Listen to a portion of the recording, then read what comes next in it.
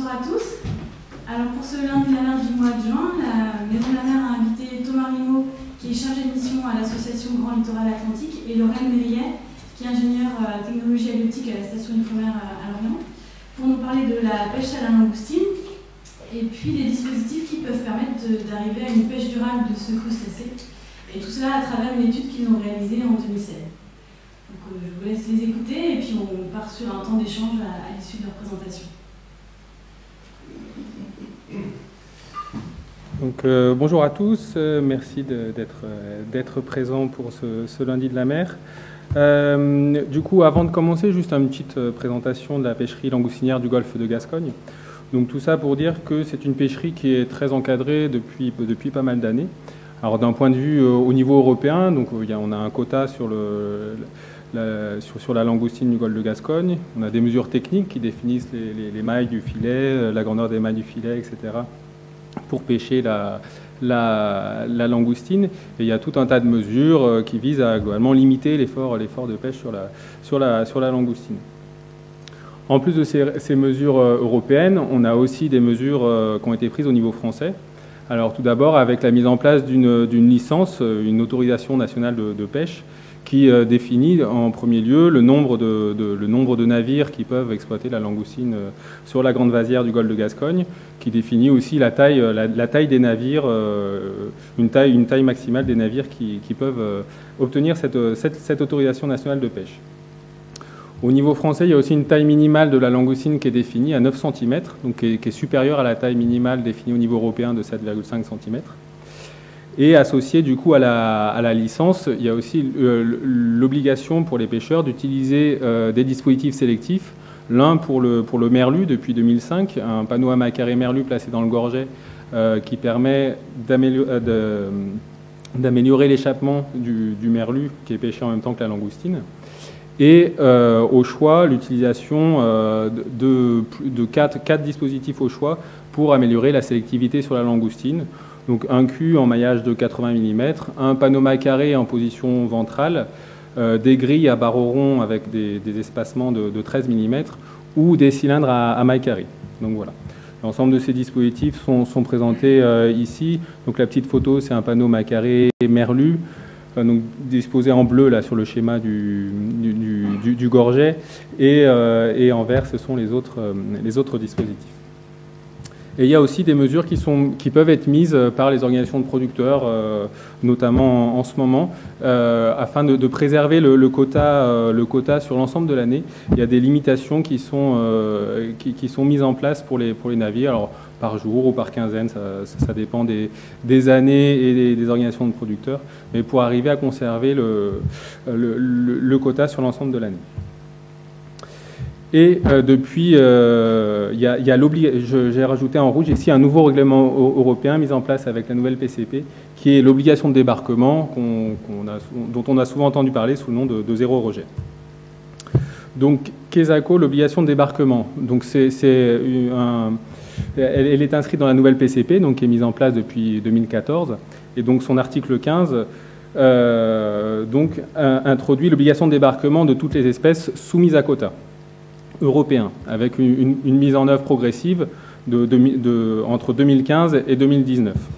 Et du coup, c'est en 2016 que cette obligation de débarquement s'est mise en place pour la pêcherie langoustinière. Alors, il y a plusieurs dérogations possibles pour l'obligation de débarquement, dont une pour les espèces pour lesquelles des preuves scientifiques démontrent des taux de survie élevés, compte tenu des caractéristiques des engins, des pratiques de pêche et de l'écosystème. Donc, du coup, la langoustine, il y a différentes études qui seront présentées tout à l'heure. On sait qu'elle a un taux de survie intéressant, un potentiel de survie intéressant. Mais du coup, dans le cadre de cette obligation de débarquement, on a mené, du coup, pour apporter les preuves scientifiques de ce taux de survie élevé, on a mis en place le projet Surtine, donc pour survie langoustine, en 2016. Donc c'est un projet qui est porté par la GLIA et qu'on a construit et mené en partenariat avec les scientifiques de l'Ifremer et les professionnels de la pêche. Et donc c'est un projet qui a été financé par l'État France Filière Pêche, l'Ifremer et les 3 régions réunies au sein de l'Aglia, donc région Bretagne, région Pays de la Loire et la région Nouvelle-Aquitaine. Donc voilà. Donc, quel est donc du coup dans ce programme d'action pour répondre à cette obligation de débarquement? D'abord, c'est trier sur le fond plutôt que sur le pont. Donc on a vu tout à l'heure que les pêcheurs utilisent déjà des dispositifs sélectifs au quotidien pour le merlu et pour la langoustine. Mais l'idée de l'obligation de débarquement, c'est aussi d'améliorer la sélectivité et du coup laisser le plus possible de petites langoustines sur le fond. Et du coup, toujours en partenariat avec l'Ifremer et les professionnels, on continue toujours à travailler sur la sélectivité pour réduire les rejets de façon concrète. Donc voilà. Une fois qu'on a mis en œuvre des actions pour laisser le maximum de langoustines sur le fond, l'idée donc c'est d'évaluer la survie des rejets de langoustines. Donc c'est le principal objet de l'étude sur TIN qui vous sera présenté tout à l'heure par Lorraine. Et il y a un autre volet aussi, c'est d'améliorer les pratiques à bord, les pratiques de tri à bord des navires pour essayer de maximiser la survie de ces rejets de langoustines. Et dans cette idée-là, du coup, les professionnels ont souhaité rendre obligatoire, donc depuis le 1er janvier 2017, l'utilisation d'un dispositif qui permet un retour à l'eau rapide des captures indésirées de langoustines. Donc ces dispositifs sont connus sous le nom de goulotte ou glissière. C'est une pratique qui a été mise en œuvre de manière partielle sur la flottille. Donc il y avait en 2016 18% des navires qui étaient équipés de ce type de navire. Mais les professionnels, de manière volontaire, ont souhaité rendre obligatoire donc à l'ensemble des langoustiniers ce dispositif pour permettre d'améliorer la survie de la langoustine en diminuant le temps d'exondation, donc le temps où la langoustine est sur le pont, et en préservant les captures, en limitant les blessures et l'écrasement. Donc voilà. Ce qu'on vous propose, c'est de vous illustrer. On a réalisé un petit film pour expliquer un petit peu la mise en place de cette démarche sur la flottille. Donc parce que des images des fois valent mieux que des beaux discours, on vous propose de regarder ce petit film.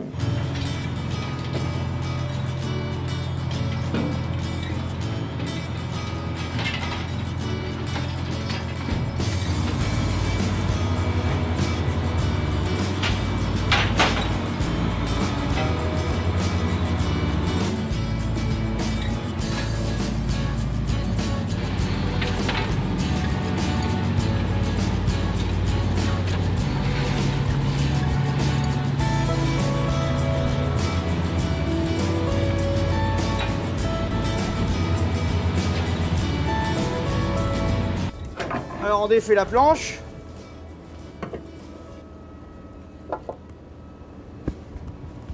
Après on ouvre la goulotte de derrière. Voilà. Et on commence à trier et on jette au fur et à mesure. Ça fait à peu près 6 ans qu'on a mis la table de tri. Avant on était encore à 4 pattes à l'ancienne, quoi. Du coup ça fait 6 ans qu'on a des goulottes à bord. On transvase la langoustine sur la table ici et les rejets sont remis automatiquement à l'eau. C'est-à-dire à peine la langoustine elle est triée, elle est remise au fur et à mesure à l'eau. Voilà. C'est comme ça qu'on travaille. Alors nous avons la langoustine qui tombe ici avec le poisson et les gars sont ici en train de trier et ils mettent ça dans les goulottes. Et après ils poussent et ça va directement au dallo. Pendant mes travaux, j'ai installé les goulottes à langoustine. Comme ça, on devance la réglementation. Et quand la pochette est dessus, après les gars ils trient et puis ils rejettent directement dehors. Et puis à bout fini, il n'y a plus de langoustine, il n'y a plus rien sur la table. J'ai installé les goulottes il y a 15 jours.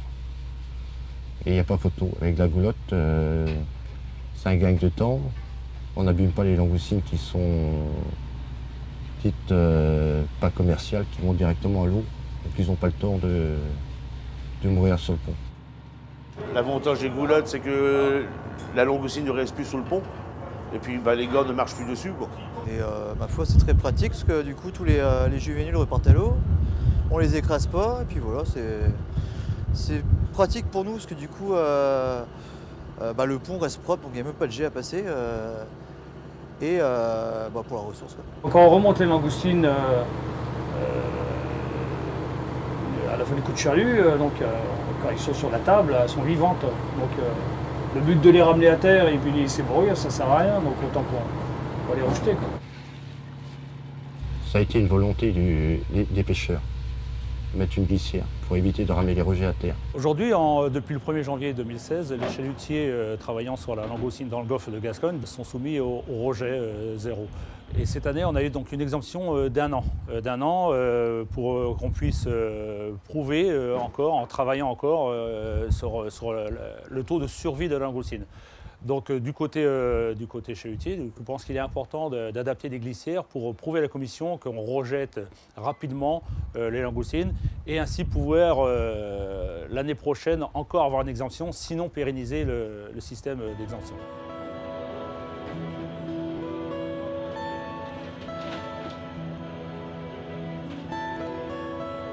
Je suis favorable à cette mesure pour installer des goulottes. Après, bon, faut que tout le monde puisse le faire, c'est pas évident. Chaque bateau est différent,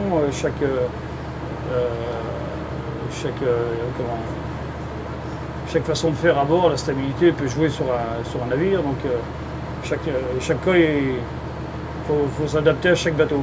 L'idée des goulottes sur les bateaux, sur les tables de tri, c'est une bonne idée. Par contre, le seul problème, c'est de pouvoir équiper tous les bateaux de tables de tri.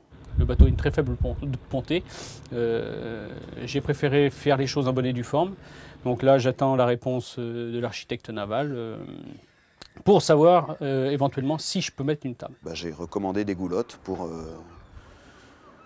pour pouvoir travailler proprement sur le bateau, pour que ce soit plus facile pour nous à travailler. Ça évite de laver le pont et puis ça permet à la langoustine sans taille, qui est notre pêche en devenir en fait,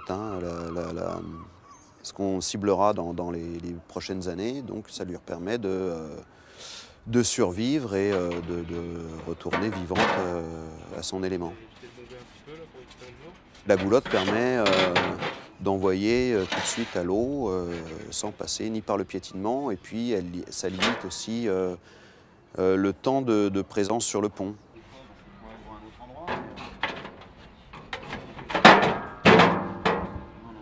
J'installe les goulottes parce que pour la survie de la langoustine. On n'a pas équipé la table de tri tout de suite de ça, mais là c'est en cours. D'ici une semaine, 15 jours, ce sera fait. Tu vois pas ce que je veux dire? Si. Aujourd'hui, il y a un chaudronnier qui est venu prendre des cotes pour confectionner cette table. Avant, on avait cette table-là de triage pour trier. Et maintenant, donc, on va mettre cette fameuse table qui va servir de parc en même temps. Parce que les langoustines tombaient ici avant. Et là, on va virer le parc et on va mettre une table de triage à la place qui se lèvera à hauteur d'homme pour trier. 600 mm de la hauteur, quelle hauteur qu'on peut mettre par rapport. Et les goulottes seront situées de chaque côté, à bâbord et à tribord, au niveau des sabords de décharge. Comme ça, la langoustine sera évacuée directement au fur et à mesure qu'on trie.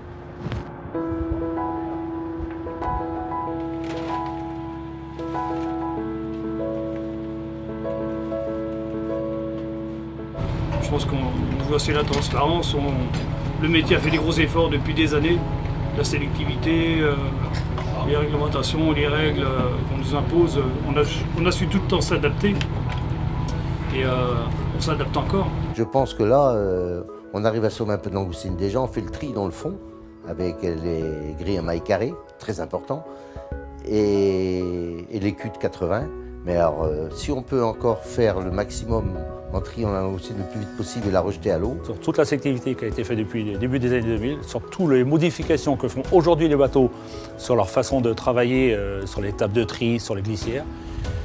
Et j'espère que la commission prendra enfin compte de tout ce travail et qu'on ait un peu d'oxygène aussi, que ça nous laisse un peu de vision, ce que l'on demande depuis maintenant plusieurs années aussi. Comme c'est des crustacés et que ça a un taux de survie qui est quand même assez élevé, les remettre directement à la mer plutôt que de les débarquer à terre, ce serait quand même plus intéressant et plus judicieux. L'importance de pouvoir jeter les petites langoustines dehors, déjà pour leur survie et pour Pour notre métier lui-même, quoi, pour pouvoir les retrouver dans 1 ou 2 ans, dans 2-3 ans. Il faut que cette langoustine retourne à la mer au plus vite. C'est pour l'avenir du métier. C'est l'avenir de la pêche, de notre pêche. C'est l'avenir de notre métier. C'est la langoustine qu'on va pêcher dans 1 an ou dans 2 ans. Donc celle-là, c'est important qu'elle survive. Et si on la débarque à terre, elles vont toutes mourir. A priori, la langoustine, c'est une pêche qui est stable. Si on commence à toucher à cet équilibre en ramenant toutes celles qu'on aurait pu pêcher dans les saisons à venir, c'est peut-être dangereux pour l'espèce, pour l'activité économique et puis pour nos métiers, quoi.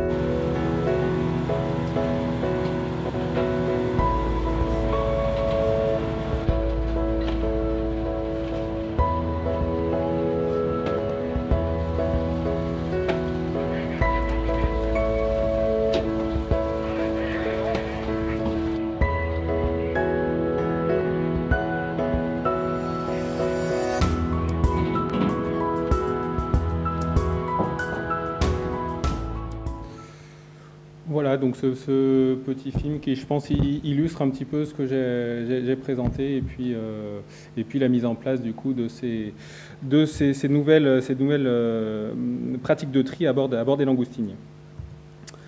Donc voilà, donc je reviens sur les trois actions mises en place et du coup je laisse la place à Lorraine pour l'étude qui a visé à évaluer la survie des captures indésirées de langoustines. Bonsoir à tous. Je vais donc vous parler un peu plus précisément de l'étude qu'on a réalisée et je vais commencer par une petite remise dans le contexte bibliographique des études qui ont déjà été faites sur Azone, puisqu'on n'est pas les premiers à s'intéresser à la survie des langoustines trop petites et rejetées. On a eu plusieurs études sur Azone, donc dans la Grande Vasière, qui est cette zone de pêche caractérisée aussi par la présence des langoustines.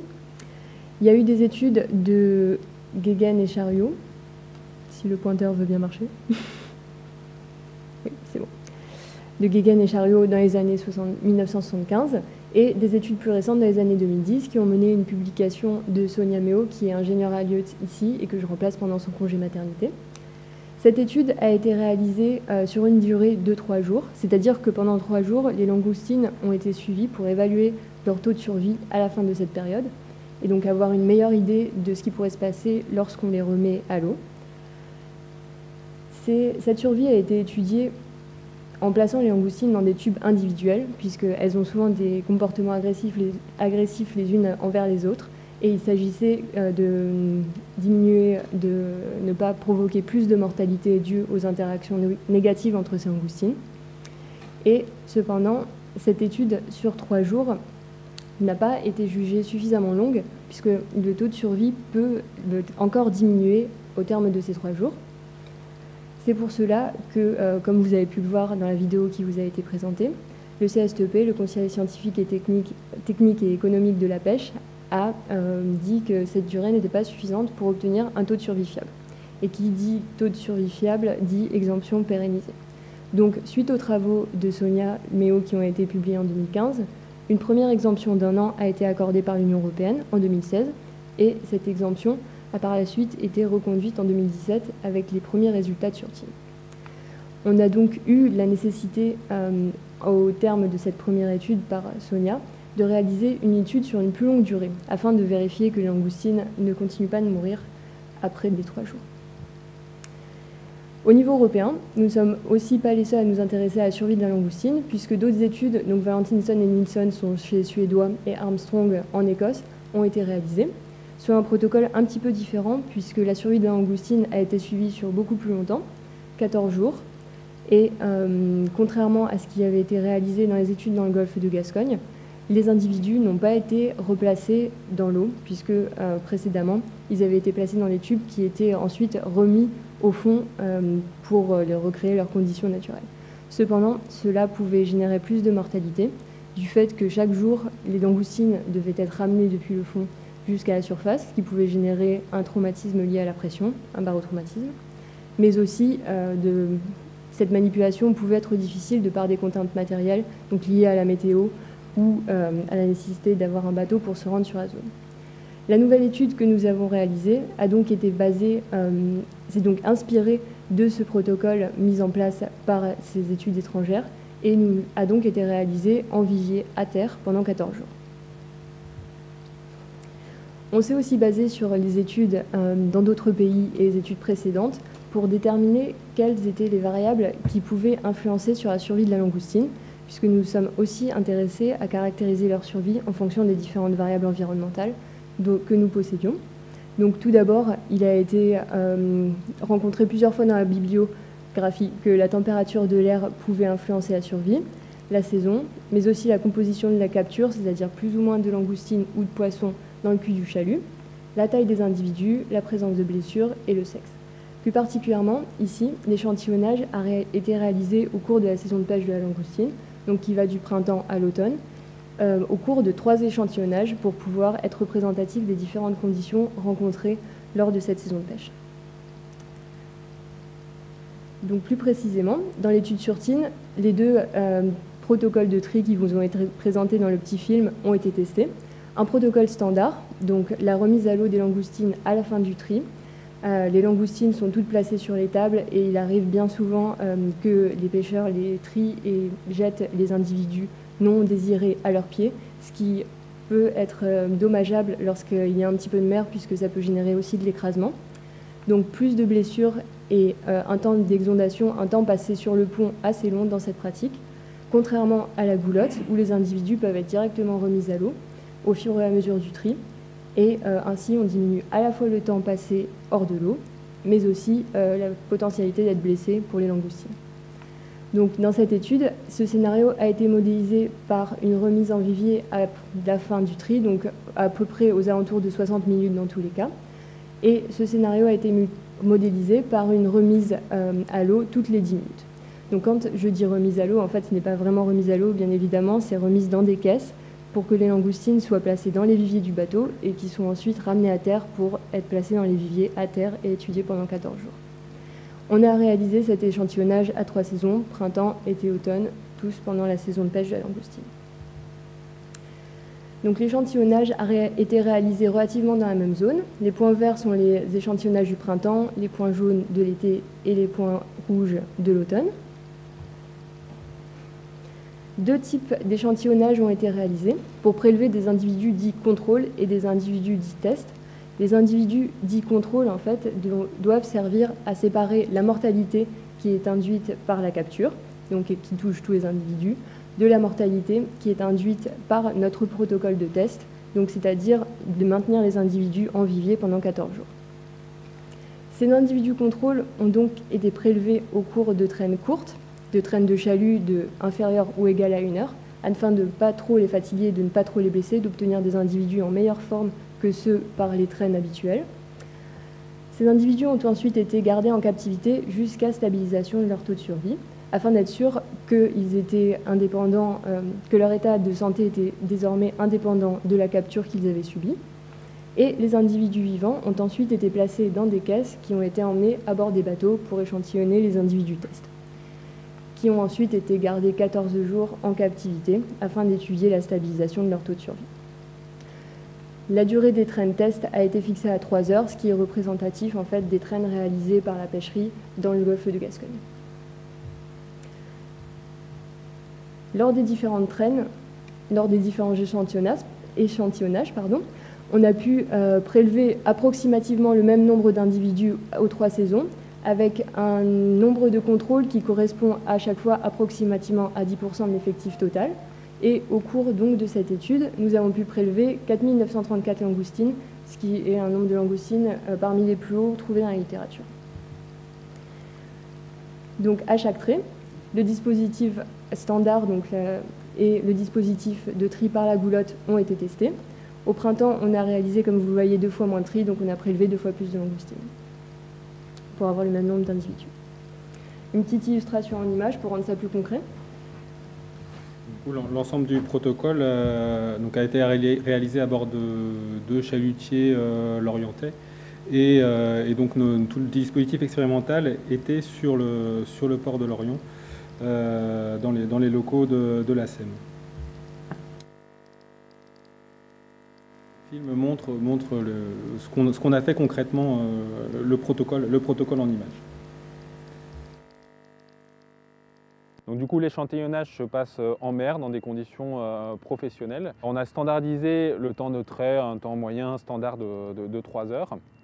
À bord du navire, on échantillonne des langoustines dans des caisses alvéolées. Ces langoustines sont ensuite réimmergées dans des viviers à bord du navire, donc avec une eau qui est réglée à 11 degrés, qui est la température du fond de l'eau en cette saison. Dès le débarquement, dès l'arrivée au port, les caisses de langoustines sont sorties du vivier et ramenées dans les viviers à terre où l'eau est également réglée à 11 degrés. Ça fait mieux.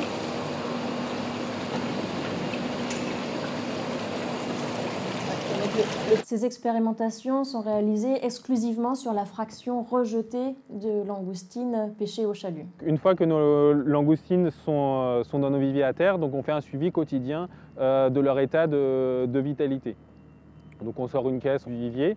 Chaque langoustine est identifiée par un numéro de caisse et une position d'alvéole. Et du coup, tous les jours, on va vérifier si la langoustine est bien vivante, moribonde, ou si elle est morte, ou si elle est en mue. 1, vide. P1, bien vivante. Oui. C1, bien vivante. B1 aussi. Si on a un doute sur son état, on la sort de l'alvéole, on la place dans une petite caisse à côté pour vérifier si elle est effectivement morte ou si elle est encore vivante, on la replace dans la caisse. Un olivier qui a mué mais qui est vivant, donc on va également le replacer dans la caisse et celui-là également vivant. Mais alors que celui-là, rien qu'avec un petit stimuli, par exemple des antennes, on n'observe aucune réaction, donc voilà, on le considère mort. Au quotidien, on suit également tous les paramètres du vivier, que ce soit température, les taux en nitrite, nitrate, le pH, la salinité, etc. pour s'assurer que la qualité de l'eau est correcte et n'induit pas de biais, n'induit pas une mortalité sur notre échantillon de Lors de ces expérimentations, on a des langoustines témoins. Donc c'est des langoustines qui ont été pêchées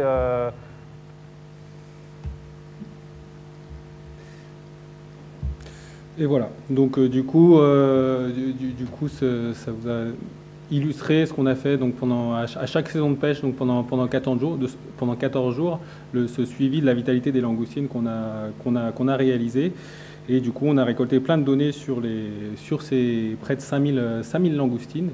Et donc je repasse la parole à Lorraine pour présenter du coup les résultats issus de ces expérimentations. Ouais, ça je passe. Donc un petit peu d'analyse statistique, sans que ce soit trop rébarbatif bien sûr. Donc on a eu accès au nombre de morts à la fin de l'étude, donc c'est-à-dire à la fin des 14 jours passés en vivier. Et on a aussi chaque jour réalisé une étude sur les langoustines pour voir leur état de vitalité. Donc chaque jour on a accès au nombre de morts. On a donc pu recréer les courbes de survie qui décroissent au cours du temps. Donc nous avons pour cela utilisé une estimation de Kaplan-Meier, c'est une analyse statistique, qui se lit sous la forme suivante. Donc sur l'axe vertical, vous avez le taux de survie. 100%, toutes les langoustines sont vivantes, 0%, plus aucune. Et sur l'axe horizontal, vous avez le temps. Nous avons aussi cherché à savoir quelles étaient les variables environnementales qui influent sur le taux de survie après la capture, c'est-à-dire des langoustines une fois qu'elles sont dans le vivier. Et pour cela, nous avons considéré différentes variables environnementales. Donc la saison, à quelle saison a été réalisé l'échantillonnage parmi les 3 que nous avons pu faire. Quel type de protocole de tri a été fait, standard ou avec les goulottes. Quelle est la composition de la capture. Donc est-ce qu'on a plus de langoustines dans le cul du chalut ou est-ce qu'on a plutôt un mélange langoustine-poisson. Ceci a été considéré puisque l'écrasement en fait, subi par les langoustines ne sera pas le même, ainsi que leurs blessures. Quand on a une plus grande concentration de langoustines, elles ont tendance donc à plus interagir entre elles, ce qui est normal. Notamment, vous avez peut-être remarqué quand vous achetez vous-même des langoustines, vous pouvez peut-être voir des petits pincements, des petits trous noirs sur les queues des langoustines. Eh bien, c'est des traces de pinces de langoustines. On a aussi considéré la température de l'air, la présence de blessures, la taille et le sexe des individus.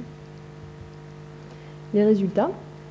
Donc, de manière claire à chaque saison, on a pu montrer qu'à la fin de l'étude, le taux de survie est supérieur avec les langoustines qui ont été triées avec une goulotte par rapport aux langoustines qui ont été triées avec le tri standard. Ces chiffres, on les retrouve au total avec un taux de survie de 36,9% pour les langoustines triées avec le tri standard et 51,2% pour celles triées avec la goulotte. Concernant les contrôles, on a un taux de survie qui varie un petit peu au cours des saisons, mais autour de 70%. Donc, on conclut le taux de survie est supérieur avec le dispositif par rapport au standard. En ce qui concerne l'évolution de la probabilité de survie au cours de l'expérimentation, donc voilà les fameuses estimations de Kaplan-Meier. On peut voir que là, il s'agit du printemps. La plus grande mortalité a été observée durant les 5 premiers jours, et ensuite, on a une stabilisation de la mortalité. Il s'agit à peu près du même pattern pour l'été, ainsi que pour l'automne, mais on observe quand même quelques différences entre les saisons, puisqu'on voit que la stabilisation est légèrement moins marquée au printemps par rapport à l'été et à l'automne. On peut voir aussi qu'on a un écart plus grand entre les scénarios goulotte, qui est en vert, et le scénario tri standard, qui est en rouge. Un écart plus grand donc en été et en automne par rapport au printemps. Et on peut aussi noter qu'on n'a pas observé de stabilisation de la mortalité de nos contrôles, mais j'y reviendrai après. De manière globale, donc on rassemble toutes les données pour toutes les saisons. On a donc une décroissance, une mortalité plus grande de J0 à J5, suivie d'une stabilisation, avec un clair écart entre les deux scénarios, et un écart qui est visible dès J0, c'est-à-dire dès le prélèvement sur le bateau. En ce qui concerne les variables environnementales qui peuvent influencer sur le taux de survie des langoustines, celles qui sont ressorties significatives des analyses sont la présence de blessures, la saison, le type de protocole, avec, bien sûr, on s'y attend, plus les langoustines sont blessées, plus elles ont tendance à mourir. La saison, les langoustines qui ont été pêchées au printemps survivent légèrement moins bien qu'en automne et qu'en été. Et le type de protocole, évidemment, les langoustines qui ont été triées selon le tri standard survivent moins bien que celles qui ont été triées avec une goulotte. Mais néanmoins, ces résultats sont à nuancer puisqu'ils ne permettent d'expliquer qu'une dizaine de % de la survie. On peut donc conclure que la plupart de la survie dépend de la variabilité individuelle, c'est-à-dire la variabilité liée à la condition de l'individu lui-même, qu'on ne peut pas modéliser. Les résultats qu'on a obtenus sont en accord avec les études précédentes, donc que ce soit celle de Sonia Méo qui avait trouvé 51%, variant de 42 à 60% de survie, mais aussi une étude antérieure, donc Guéguen et Chariot dans les années 1975, de 37,3%. Aussi en accord avec les études des Écossais et des Suédois, puisque leur taux de survie varie entre 27,3% et 75%. Quelques commentaires sur les résultats que nous avons pu obtenir. Donc, la plus grande mortalité qui a été observée de J0 à J5 est liée, donc dans les premiers jours de l'échantillonnage, est probablement due en grande partie à la capture, au stress induit par la capture. On observe ensuite une stabilisation de ce taux de survie et l'écart entre le dispositif, entre le tri grâce à une goulotte et le tri par la méthode standard est probablement imputable au temps d'exondation, c'est-à-dire au temps que les langoustines ont passé sur le pont, mais aussi à leur plus grande probabilité d'être blessées dans le scénario standard.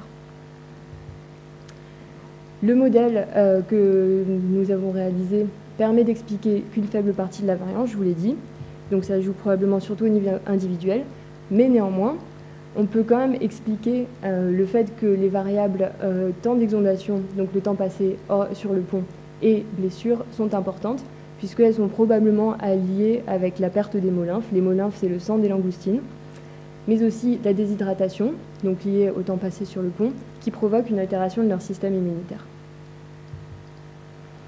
On a eu dans cette étude une mortalité non négligeable des contrôles, on n'a pas pu observer de stabilisation, et notre taux de survie moyen a été de 69,3% pour les contrôles, ce qui est donc inférieur à certaines autres études, puisqu'ils ont un taux de survie des contrôles bien plus haut, et ça, c'est probablement imputable au fait que nous avons prélevé nos contrôles lors de traînes de chalut, alors que dans ces autres études, ils avaient prélevé des langoustines dans des casiers pour servir de contrôle. Et les langoustines de casier, de par leur méthode de capture, sont beaucoup moins stressées que celles qui ont été pêchées lors de traînes de chalut, puisqu'elles sont soumises à de moins grandes densités, moins de mouvements évidemment, et moins d'écrasement et de blessures. Cependant, on est quand même en ligne avec d'autres études qui ont obtenu les mêmes résultats, les mêmes problèmes avec leur contrôle, puisqu'ils ont des taux de survie des contrôles qui sont similaires aux nôtres, en utilisant la même méthodologie, c'est-à-dire les contrôles récoltés lors de traînes de chèvres. Donc on a cherché à expliquer cette forte mortalité des contrôles et le fait que ça ne se stabilise pas, et nous avons finalement expliqué cela par un affaiblissement métabolique, puisque, comme je vous l'ai dit au tout début, les contrôles ont été pêchés avant les individus tests et ils ont donc passé plus de temps dans les viviers où ils n'ont pas été alimentés. Cependant, on a quand même pu voir une stabilisation du taux de survie des individus tests, donc cette forte mortalité des contrôles ne remet heureusement pas en cause cette étude. Bien qu'elle ne permette pas de séparer, comme je vous l'ai dit tout à l'heure, la mortalité imputable à la capture de la mortalité imputable au temps passé dans les viviers. Mais cependant, la discussion reste ouverte concernant cette étude. On a encore des points à parfaire ou des points qui resteront sans explication, puisque nous avons pu sous-estimer en fait la survie, du fait que la captivité peut avoir induit du stress additionnel par rapport à une langoustine qui est dans son milieu naturel. Donc elle creuse dans son terrier, elle peut se nourrir et bouger librement, alors que nous les avons placées dans des tubes et chaque jour, nous les prélevons avec une pince pour vérifier si elles sont vivantes ou pas, ce qui entraîne du stress. Une source de surestimation aussi de leur survie dans cette étude, puisque nous n'avons pas évidemment pu savoir si les langoustines, si nous les avions relâchées, qu'elles étaient retournées au fond de l'eau, auraient-elles réussi à survivre? Est-ce qu'elles auraient été consommées par les prédateurs? Est-ce qu'elles auraient réussi à retrouver un terrier et à retrouver des partenaires sexuels pour continuer la reproduction? Ça, mystère. On a aussi, à cause du protocole, induit de légers biais, puisque lorsque on a réalisé la modélisation du scénario Goulotte, en fait, on n'a pas pu remettre à l'eau les individus au cours du tri réellement, puisqu'il s'agissait de les remettre dans des caisses alvéolées, et ces caisses alvéolées étaient remplies au fur et à mesure de la manip. Donc ça veut dire que toutes les 10 minutes, les caisses alvéolées devaient être ressorties des viviers, et ce qui provoquait un temps d'exondation supérieur à ce qu'il aurait dû être dans des conditions réelles. On a aussi un léger biais en ce qui concerne la modélisation du scénario standard, puisque en réalité, les individus subissent un écrasement plus grand que celui qui a pu être modélisé dans cette étude, puisque ici, ils ont été placés dans des paniers en vue d'être ensuite triés et placés dans les caisses, ce qui a donc un petit peu minimisé leur écrasement. Enfin, on n'a pas pu non plus respecter la standardisation du temps d'exondation. On a légèrement dépassé, donc 2 heures pour le scénario standard, 1h50 pour le dispositif. Et un petit problème de salinité aussi. La salinité des viviers n'a pas pu être placée au niveau de la salinité naturelle, puisqu'il s'agit de l'eau prélevée dans la rade, qui est donc moins salée que celle qui a pu être présente dans le milieu naturel des langoustines. Donc, nous avons finalement obtenu un taux de survie fiable de 36,9% pour le scénario standard contre 52,1% pour les langoustines triées avec la Goulotte. Et ces résultats préliminaires de l'étude ont valu l'obtention d'une exemption à l'obligation de débarquement renouvelée en 2017. Et nous espérons que les résultats de cette étude, qui est maintenant finie, pourront être présentés et permettront d'obtenir une exemption plus pérenne. Merci de votre attention.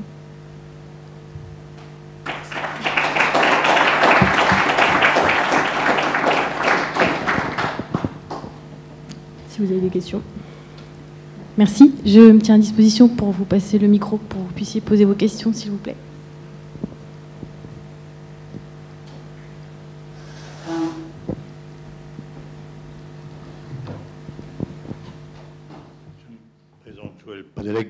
On dit un patron de pêche. Langoustine pêchée dans mon passé, dans l'extrême patte à la queue, 52 cm, prouvant la longévité de la langoustine, le corail. Je l'ai piqué et j'ai fait cadeau à mon Bosco. Voilà. 52 cm.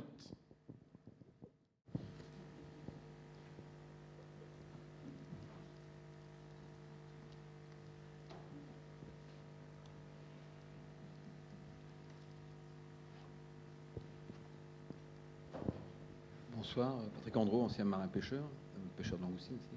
Et je pose la question, c'est est-ce que l'histoire de pression n'a pas pu jouer dans la survie de la langoustine, vu que sur quelle profondeur vous les avez pêchés pour les tests?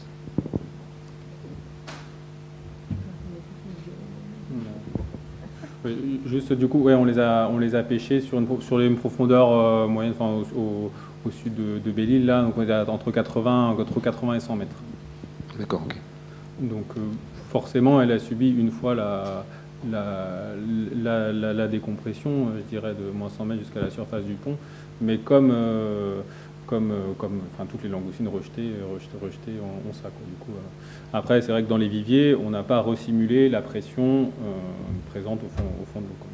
D'accord, ok. Parce que c'est sur ce système que je voulais vous dire, parce que la pression étant inférieure, quand vous les avez stockés, ça a peut-être pu jouer aussi. Moi, je peux répondre aussi un peu plus par rapport au modèle qu'on a réalisé, puisque à chaque fois, en fait, qu'on prélevait une langoustine, on a regardé s'il y avait la présence d'une poncture, donc c'est le signe d'un barotraumatisme. Et lorsque j'ai réalisé la modélisation, cette variable n'est pas sortie significative pour l'explication du taux de survie.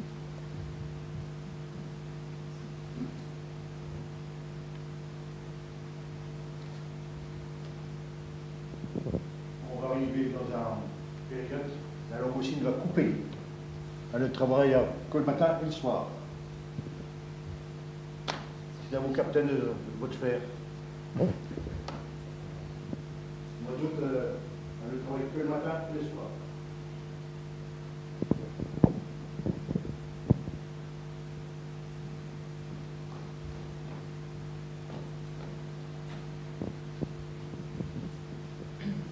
Merci beaucoup. Moi, j'avais une question concernant l'alimentation des langoustines lors de votre expérience. Est-ce que vous avez envisagé de les nourrir dans vos viviers ou pas? Alors, ça n'a pas été fait pour respecter, pour avoir le même protocole que les études que j'ai présentées des Suédois et des Anglais. Et pour d'autres raisons aussi, il me semble qu'on n'était pas extrêmement sûr de l'alimentation à leur donner.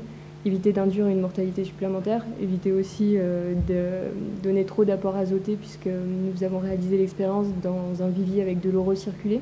Ça veut dire qu'on ne pompe pas tout le temps de l'eau de mer nouvelle, donc il faut faire attention aux apports, à la trop grande concentration d'azote qui est rejetée par les langoustines dans leurs excréments notamment. Ainsi que ça aurait pu aussi induire une prolifération de bactéries. Il y avait effectivement ce risque aussi de contamination en lien avec l'alimentation. Et du coup, c'est la principale raison qui a fait qu'on a pris cette option-là, en plus du retour d'expérience des autres expérimentations par les autres instituts de recherche. Merci beaucoup.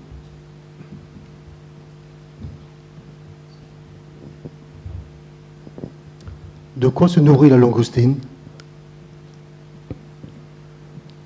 Beaucoup de choses. Moi, je ne suis pas spécialiste dans la biologie de la langoustine, mais globalement, la langoustine est en partie nécrophage, donc elle va pouvoir manger des poissons morts, etc. Plus des petits vers, des petits décapodes, voilà, un petit peu. Elle mange un petit peu du benthos, une majorité de benthos présente sur le fond. Donc, quand il y a des rejets, ça les nourrit, les rejets.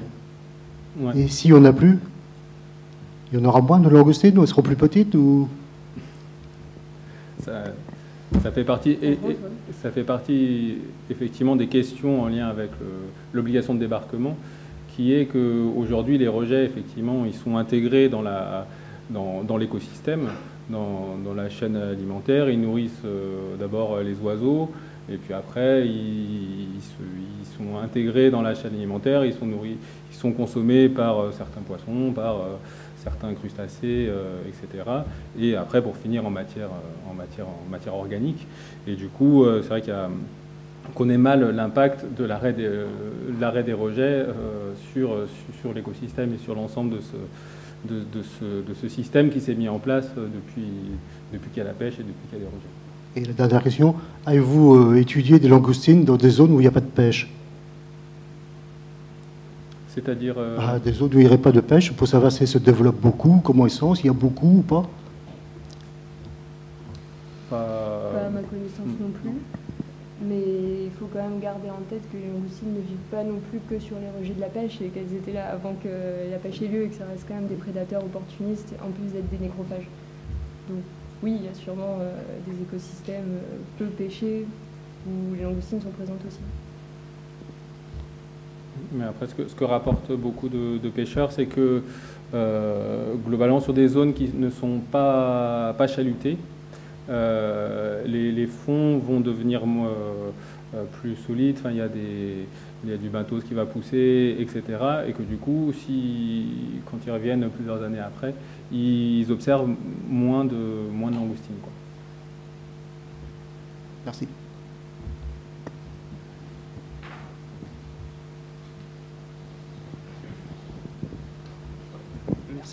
Moi, je voulais savoir ce qui advenait des langoustines sous taille avant qu'elles ne soient rejetées, celles qui étaient ramenées au port. Qu'est-ce qu'on en faisait? On ne pouvait pas les vendre vu qu'elles étaient sous taille. Donc, de tout temps, enfin, avant l'obligation de débarquement et toujours maintenant, vu qu'il y a l'exemption, les langoustines sous taille sont rejetées à l'eau. Elles n'ont jamais été ramenées à terre. D'accord. Et si jamais l'Union européenne ne vous accorde pas l'autorisation de continuer à les rejeter, qu'est-ce qu'on en ferait par exemple? Donc les captures indésirées, comme on appelle, que ce ne sera plus des rejets, ne peuvent pas être destinés à la consommation humaine, donc ils ne peuvent pas être vendus aux consommateurs. Et du coup, après, il y a plusieurs options qui peuvent être envisagées. D'abord, de la farine animale, donc c'est la protéine, quoi. Ou éventuellement de faire des préparations, enfin d'en extraire des nutriments spécifiques. Alors ça, c'est pas spécifique à la langoustine, mais certains célaciens, etc. Voilà, on peut en tirer des nutriments ou des molécules particulières, mais pour ça, il faut que ces captures indésirées soient conservées comme des produits à destination de la consommation humaine. Donc il doit être glacé, on doit y apporter la même attention que la capture qui va être débarquée pour le consommateur, quoi. Sachant que cette matière première, ces captures indésirées, pour en faire tous ces débouchés-là, ont un prix de vente qui est relativement faible, quoi. D'accord. Et par rapport à la pêche de langoustine, je sais qu'il y a quand même quelques bycatch. Est-ce qu'eux aussi sont rejetés à l'eau ou tous les poissons, par exemple, qui sont attrapés en même temps? Aujourd'hui, la mise en place de l'obligation de débarquement, c'est une mise en place progressive. Donc aujourd'hui, sur la pêcherie langoustinière, les chalutiers langoustiniers sont soumis à l'obligation de débarquement pour deux espèces, la langoustine et la sole. Donc la langoustine qui a une exemption pour auto de survie et la sole qui bénéficie d'une exemption de minimis. Donc compte tenu de cette mise en place progressive, d'ici 2019, au jour d'aujourd'hui, les navires ont le droit et peuvent encore rejeter les captures indésirées par-dessus bord. Merci beaucoup.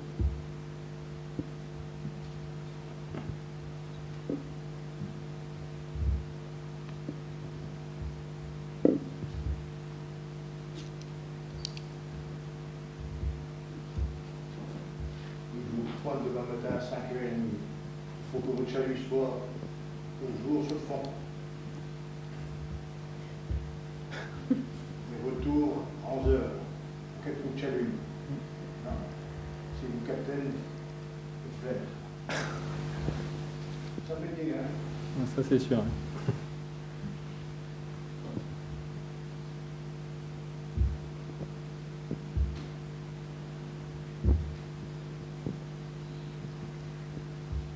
Pas d'autres questions?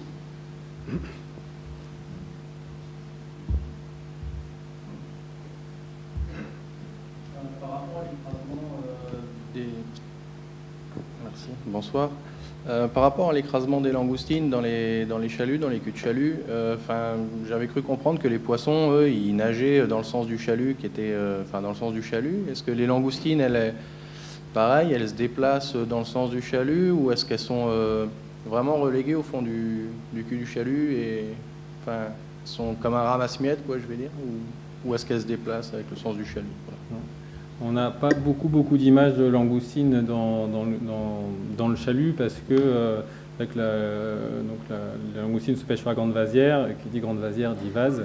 Du coup, quand le chalut est sur le fond, il soulève un panache de vase. Pour autant, on a quand même quelques images et on voit que la langoustine a des mouvements elle essaye de s'échapper, donc en nageant, en pliant la queue, etc. Quelques mouvements d'échappement, mais assez rapidement. Et elle va aller au fond du chalut, comme certains poissons d'ailleurs, effectivement, certains poissons nagent, mais ils peuvent s'épuiser au fur et à mesure qu'ils s'épuisent dans le chalut ou quoi. Ils vont arriver également dans le fond du cul de chalut. Donc au final, au fond du cul de chalut, on a effectivement, au fur et à mesure, l'ensemble de la capture qui s'accumule. Et du coup, au lieu de faire un trait de chalut qui fait 3 heures, s'il était par exemple en 2 fois 1h30, est-ce que ça augmenterait les taux de survie, à la fois des rejets et à la fois des vraies prises? Non? Ça fait partie des facteurs qui peuvent améliorer effectivement le taux de survie, et je pense que dans certains, il doit y avoir un peu de la bibliographie qui met en évidence l'amélioration de la survie par rapport au temps de traîne, quoi. Après, ce qu'il faut savoir, c'est que sur un chalutier, donc effectivement le temps de traîne moyen c'est 3 heures, et globalement, ça veut dire que les marins, globalement, ils se relèvent tous les 3 heures pour travailler. Ils ramènent le chalut à bord, ils trient la capture, tout ça, ça dure à peu près 1h30, 2 heures. Ils vont se reposer, où ils mangent pendant 1 heure et ensuite rebelotent. Donc s'il y avait un trait de chalut toutes les heures et demie, ça ferait aussi un rythme de travail pour les marins qui serait assez saccadé, assez rude, et pour lequel il n'y aurait pas beaucoup de repos. D'accord.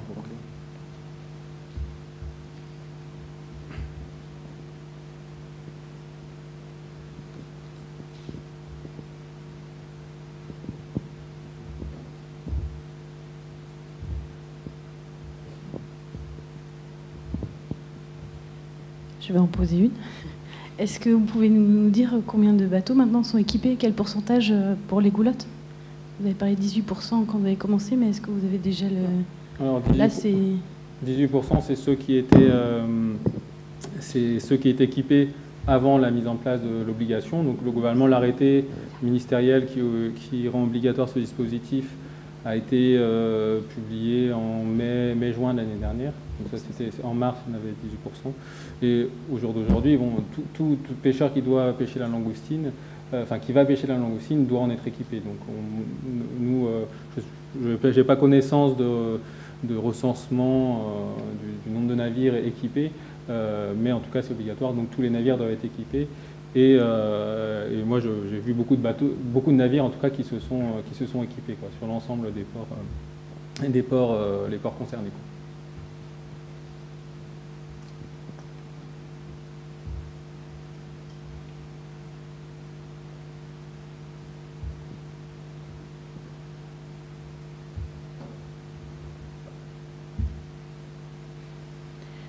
Eh bien, si vous n'avez plus de questions, je vous propose de nous arrêter là.